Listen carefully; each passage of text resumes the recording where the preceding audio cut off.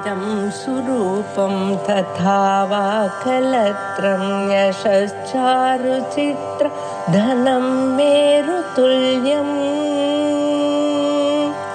मनश्चेन लग्नं गुरोरङ्घ्रिपद्मे ततः किं ततः किं ततः किं ततः किम् सहस्रार्चिः सप्तजिह्वः सप्तैधा सप्तवाहनः अमूर्तिरनघोचिन्त्यो भयकृत् भयनाशनः। सहस्रार्चिः सहस्रम् अर्चींषि अस्य वर्तन्ते इति अयं भगवान् सहस्रार्चिः इति विग्रहः। अर्चिः इत्यस्य शब्दस्य रश्मिः इत्यर्थः। एवञ्च सहस्ररश्मिः इति वस्तुगत्या इदं सूर्यस्य पर्यायपदम्। अतः तादृश सूर्यतादात्म्यारोपेण भगवान् अपि सहस्रार्चिः इति स्तूयते इति। तत्र सहस्रम् इति शब्दस्य संख्याविवक्षा नास्ति, अनन्तम् इत्यर्थः। एवञ्च अनन्ताः रश्मयः वर्तन्ते इति एवं विवक्षा भवति। सह धातोः असुन् प्रत्यये सहः इति शब्दः, ततः पुनः रप्रत्यये सहस्रम् इति भवति। अर्चधातोः इसि प्रत्यये अर्चिः इति शब्दः। सहस्रम् अर्चींषि यस्य वर्तते सः सहस्रार्चिः इति पूर्वोक्तरीत्या विग्रहः। सहस्रार्चिषे नमः इति चतुर्थ्यां प्रयोगः।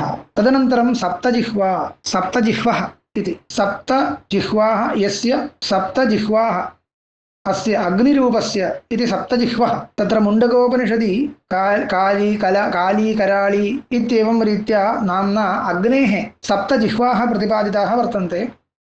एवञ्च सप्तजिह्वः इति शब्देन वस्तुगत्या अग्निः उच्यते। तत्तादात्म्यारोपेण भगवान् नारायणोऽपि सप्तजिह्वः इति स्तूयते इत्यवगन्तव्यम्। शपसमवाये इति धातोः कनिन् प्रत्यये सप्त इति शब्दः। लिहन्त्यनया इति जिह्वा इति लिह आस्वादने इति धातोः वन् प्रत्यये जिह्वा शब्दः। एवञ्च विग्रहस्तु पूर्वोक्तरीत्या ग्राह्यः। सप्तजिह्वः इति शब्दो लभ्यते। सप्तजिह्वाय नमः इति चतुर्थ्यां प्रयोगश्च कर्तव्यः। सप्तैधाः इति एतदनन्तरं सप्त एधांसि यस्य सः सप्तैधाः। एधः शब्दस्य इन्धनम् इत्यर्थः। एधांसि इत्यनेन अत्र किं कर्तव्यं, वस्तुगत्या इन्धनम् इत्यपेक्षया दीप्तयः ग्राह्याः। इन्धनभेदेन दीप्तिभेदो भवति इत्यभिप्रायः। तथा च सप्तविधाः दीप्तयः अस्य वर्तन्ते इति। सप्त एधांसि यस्य सः सप्तैधाः। पुनः अग्निः इत्येव वाच्यार्थः। तादृश अग्नितादात्म्यारोपेण भगवान् सप्तैधाः इति स्तूयते।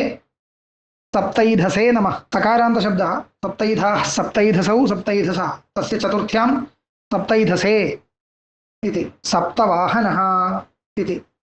पुनः सप्तविधानि वाहनानि यस्य सः सप्तवाहनः। सप्ताश्वाः सूर्यस्य वाहनरूपेण सप्त अश्वाः वर्तन्ते इति। सप्तविधाः रश्मयः अश्वत्वेन परिकल्प्य एवं वर्णनं सूर्यस्य वर्तते। तथा च सप्तवाहनः इति शब्देन सूर्यः लभ्यते। तत्तादात्म्यारोपेण भगवान् स्तूयते सप्तवाहनः इति। सप्तवाहनाय नमः। अमूर्तिः न विद्यते मूर्तिर्यस्य सः अमूर्तिः। मूर्तिर्नाम चक्षुरादियोग्यं रूपं जगद्रूपं शरीरं मूर्तिशब्देन उच्यते। मूर्तं रूपं नामरूपाभ्याम् अभिव्यक्तं यद्रूपं तन्मूर्तिशब्देन उच्यते। इदञ्च समग्रं जगत् पारमार्थिकसत्यं नास्ति इति वेदान्तमर्यादा। तदनुसारेण सर्वमिदं जगत् भगवति कल्पितम् इति प्रसिद्धं। तदेतदादाय उच्यते भगवान् अमूर्तिः इति। परमार्थदृष्ट्या जगत्सम्बन्धरहितः इत्यभिप्रायः। एवञ्च निर्गुणं स्वरूपं मनसि निधाय भगवान् अनेन नाम्ना स्तूयते। अमूर्तये नमः। अनघः न हन्ति इत्यघम्। अनेन दुःखं पापम् इत्यादिकं गृह्यते। हनधातोर्डप्रत्ययः तस्य कुत्वं भवति। ततः परं नञ् समासे कृते अनघः। न विद्यते अघं यस्य सः अनघः। अखशब्देन दुःखं वा पापं वा गृह्यते इति पूर्वमेव उक्तम्। एवञ्च पापसम्बन्धरहितः दुःखसम्बन्धरहितः इत्यनघशब्दस्य अर्थो लभ्यते। तेन च नाम्ना भगवान् स्तूयते अनघाय नमः अचिन्त्यः इति। तदनन्तरम् अयं निर्गुणस्वरूपः प्रपञ्चविलक्षणेन रूपेण चिन्तयितुमशक्यः। सामान्यया मत्या प्राप्तुम् अशक्यः, चिन्तयितुमशक्यः इत्यर्थे अचिन्त्यः इति शब्दः। चितिस्मृत्याम् इति धातुः चुरादिः भवति, ततः यत्प्रत्यये चिन्त्यं चिन्त्यः इति लभ्यते। न चिन्त्यः अचिन्त्यः, अशक्यचिन्तनः अशक्यचिन्तः, यस्य चिन्तनम् अशक्यं। सामान्यया मत्या चिन्तनम् अशक्यं, शास्त्रीयया मत्या एव चिन्तयितुं शक्यं स्वरूपं तस्य वर्तते इति अचिन्त्यः इति भगवान् स्तूयते। अचिन्त्याय नमः। भयकृत् भयं करोति इति भयकृत्, अथवा भयं छिनत्ति कृन्तति, भयं कृन्तति इति भयकृत्, भयं कृणोति इति वा भयकृत्, भयं नाशयति, भयं जनयति इत्याद्यर्थाः लभ्यन्ते। यस्य भयं जननीयं तस्मै भयं तस्य कृते भयं जनयति, यस्य भयं नाशनीयं तस्य भयं नाशयति इत्येवं यथोचितं भगवत् कृत्यम् आलोच्य भगवान् स्तोतुं शक्यते अनेन शब्देन।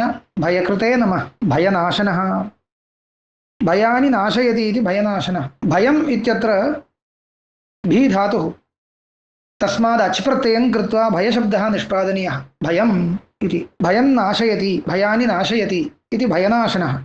अर्थस्तु तत्र स्पष्टो भवति। भयनाशनाय नमः।